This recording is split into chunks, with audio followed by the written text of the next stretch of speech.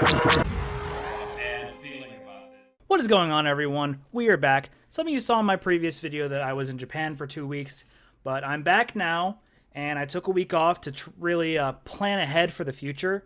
So we're going to do things a little differently. Before we started, I wanted to point out, obviously I got a bunch of anime merch in Japan. That's actually most of the stuff I already had. All the new stuff is on display. But there was one thing that I found in Japan that I thought was just beautiful that actually relates to the channel. I found this episode 1 manga of the Mandalorian, which I couldn't resist. I had to get it. It was $5, and I actually like season 1 of Mando. So this is just episode 1. It's beautiful. I found it on its own in a store. It was 700 yen, essentially $5, and I had to get it. So this is going to be on display for the near future. I'm going to put this on display after the video. But without further ado, I'm going to talk about what we're going to do here in the future. Since we no longer have a show to review until Skeleton Crew comes out, since Acolyte's over, we are going to be doing a 2 shows a week segment, a Monday or Tuesday show that's essentially going to cover any news that happened over the weekend. We're mostly Star Wars news, mostly Lucasfilm news, but we might extend, depending on how saturated the news cycle is, we might move into Marvel territory or Disney territory as a whole, and that's going to be mostly what the channel is going to cover. 2 shows a week, Monday, Tuesday covering what happened over the weekend, and then a Friday show that covers what happened over the course of the week. We do that consistently. I'm not going to heavily edit these videos. They're not going to be like my review videos where there's a lot of overlays and cuts and memes and stuff. So this is essentially, I sit down, I record the news, add an intro, add an outro, upload. That way it's easy to stay consistent with my uploads, get us back into the algorithm's good graces, you know. We don't have the Acolyte feeding us for the algorithm anymore, so now I have to actually consistently upload to keep up. So today we're going to cover about 4 key pieces of news. 3 of them are reveals. 1 of them is an actual piece of news. So we'll start with the reveals first and end with the final piece of news. So as you know, D24, or this is the problem. I'm out of breath already because I'm excited. I haven't actually. D23 happened, and they revealed 3 new trailers, 2 of which we don't actually get to see the trailers, but we did get 1 actual trailer. So we'll start off with Shazam. We got the Mandalorian and Grogu movie announcement. Now, you can't find this trailer anywhere. It keeps getting taken down when people upload it. Even when people upload crappy phone videos, that gets taken down. I'm sure if I looked really, really hard, I could probably find the trailer, but for the most part, it's not findable. Now, the reason for this is it's not the actual, teaser trailer. It was something that Jon Favreau admitted they just put together at the last minute. So, so obviously it wasn't a very good trailer. But, either way, Jon Favreau and Dave Filoni unveiled a first look at the upcoming Star Wars feature, The Mandalorian and Grogu, starring Pedro Pascal and his adorable sidekick Grogu. Now, the first big screen spin-off of Disney Plus series, The Mandalorian, with Jon Favreau, who created the show, and it takes place after the fall of Galactic Empire, which is when Mandalorian takes place. And so, yeah, essentially there's nothing really to cover. They didn't really go over much of what's going to happen in this film. Sigourney Weaver was apparently going to be into it. Who I don't know which character she's going to play. My thoughts on the show, or on the movie. So, I actually have high hopes for this movie. I don't trust Dave Filoni anymore. After the Ahsoka show, I don't trust Dave Filoni. He's lost all goodwill that I have. He's lost all benefit of the doubt. And the fact that he helped with the Acolyte, I don't trust him. I trust Jon Favreau, though. So I think Mandalorian is more his baby than Dave Filoni's baby. So, I'm going to take my phone and toss it so my notifications don't. There we go. I hope that didn't break. It didn't. We're good. So the picture right here is a picture of a Rebel base. You have a Y-Wing, you have a couple of X-Wings. The rumor is that Zeb from Star Wars Rebels is also going to be heavily featured in the movie, which is good because we didn't get to see him at all in Ahsoka. He wasn't even in Ahsoka, despite the fact that it revolves around the Star Wars Rebels characters, so hopefully he gets to actually do stuff. I like Steve Blum, so I'd like to hear Steve Blum in a Star Wars project. The trailer that we kind of heard about was that he's picking his own bounty. He's going back to being a bounty hunter, which great. He's going to have to get a new ship because an N1 is not a good bounty hunter ship. That was one of my biggest complaints about Book of Boba Fett and Mando Season 3, was that he decided to start flying an N1 starfighter. Not an ideal ship for bounty hunters. He's going to have to get another freighter or something like the Razor Crest to get by. I don't think this is going to be the end-all, be-all to the setup they've had with Ahsoka and Thrawn. I think this is going to be its own thing, and they're going to try to shoehorn in the Ahsoka plotline after Ahsoka Season 2, which we are getting, apparently. I'm surprised we're actually getting an Ahsoka Season 2, but they have a lot to figure out, so we'll see how that works. Besides that, the Mando movie, I have high hopes. I think it could be good. I want it to be good. I want this to be good. But I digress. That's it for the Mando and Grogu movie. More details as they come out. We'll go into that when they get released. We'll move on to our next announcement, which is, of course, Andor Season 2. Now, Andor Season 2 was also confirmed at D3, or D23. This is another one that I'm actually very, very excited about.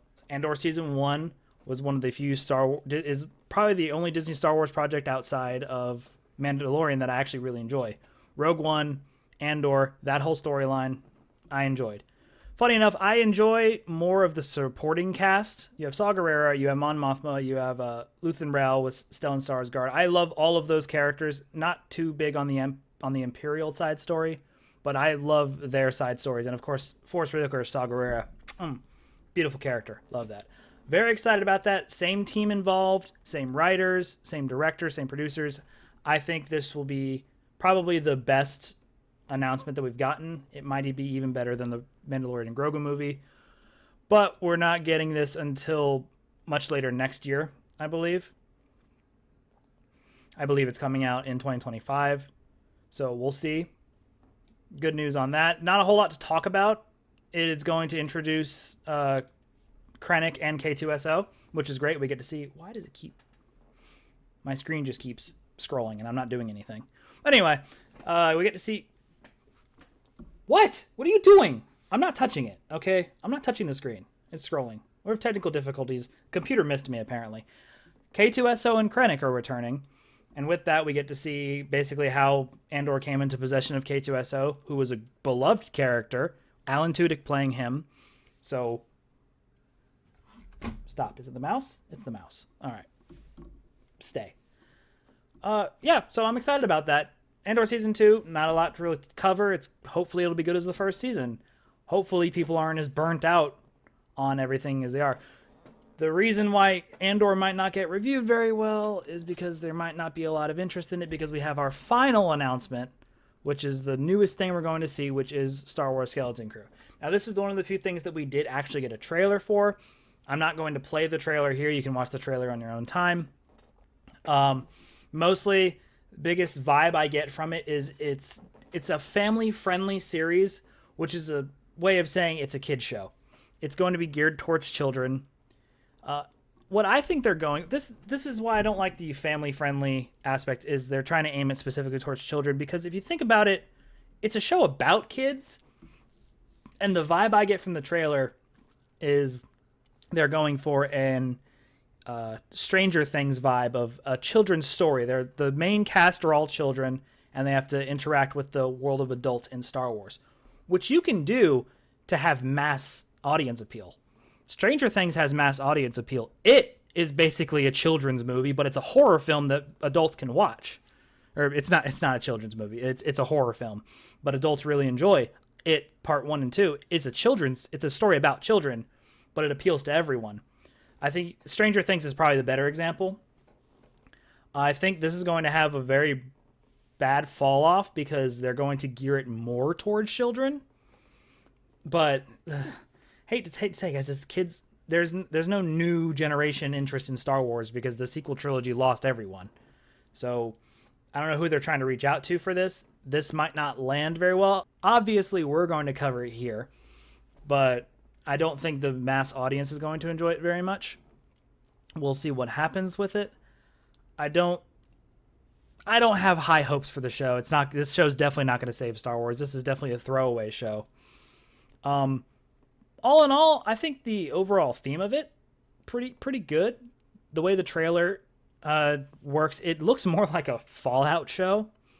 The way that the opening setup is, the way the opening planet is, basically it reminds me of the opening of the Fallout show. This show also has the inherent appeal towards the Jedi. The Jedi are actually treated like heroes and legends, which is a very nice change of pace from the Acolyte, which made them look like idiots. So I think this show will actually give Jedi the love and appreciation they deserve, which is good because they're kind of the main draw of the whole Star Wars thing. Obviously, Leslie Headland didn't realize that, but it's okay. I think Skeleton Crew will actually be better than the Acolyte. I'm hoping. It's really hard to not be better than the Acolyte. But streaming December 3rd, so we're not going to have any Star Wars content until December 3rd, which is the reason why we're doing these news segments now instead of a show review, because I'm not going to have anything to review until December 3rd. But that is Skeleton Crew. We'll see what happens with that. Depending on what more information we get out of it, we'll do a deeper dive into the actual trailer, into the show, as things come out. That covers our reveals for the week. So we're going to end it with a final piece of information. This is about a week old. This information came out last week. It was revealed on a podcast, but for the most part, we have the thing from that Park Place. Kathleen Kennedy ready to retire, but is waiting for a win, according to Entertainment Analyst. Entertainment Analyst being Chris Gore from Film Threat, who's heard from his people inside at Lucasfilm that Kathleen Kennedy's trying to leave. Now, we've had this has been a thing for years now. We have Kathleen Kennedy watch, waiting for KK to leave. She's been on her way out forever. We've constantly been saying that. Her contract is up in October, so we're going to see. She's probably still sticking around. She's probably going to get it renewed. Kathleen's in her 70s, though.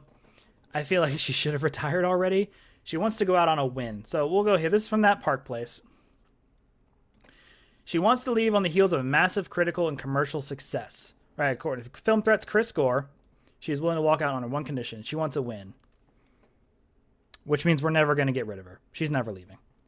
Because the odds of her... Look at this. This is what they decided to start with. Is Leslie, Dave, and Kathleen. Look at these. The three saviors of Star Wars right there.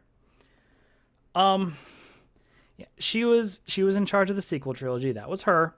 She's in charge. She's been in charge of everything. Book of Boba Fett, the Kenobi show, Acolyte specifically. She championed the Acolyte, and we saw how awful that turned out. And she wants a win. This is the reason why I want the Mandalorian and Grogu movie to be a success, because that's the win she'll need. If Mandalorian and Grogu is a success, then by this theory, by these rumors, that will be her walking off point. That will be her stepping off point, is the Mandalorian and Grogu movie, which is why I want that movie to be a success. I'll take a good Mandalorian movie if it means getting Kathleen the fuck out of here. But who would take the reins? That's the biggest problem. Because everyone at Lucasfilm is just as bad as she is. Who's going to take the reins? This guy in the middle, Dave Filoni? Probably it's going to end up being him. It's definitely not going to be Jon Favreau. I would prefer it to be Jon Favreau. But I don't think Jon Favreau is as big of a mainstream Star Wars fan as like Dave Filoni is. So, and he's not part of the inner circle. You know, if knowing our luck, as soon as Kathy steps out, Leslie Headland takes the stage. Harvey Weinstein's former personal assistant, of course she'd be the perfect CEO or director of Lucasfilm. Why wouldn't she be? But, so, yeah, this is my thought about this. Kathleen Kennedy's been on her way out for years now. We keep saying this. That's the running joke, is that she's done it this time after Indiana Jones. That was it. That was the straw that broke the camel's back, and now she's out of here, and it's not going to happen.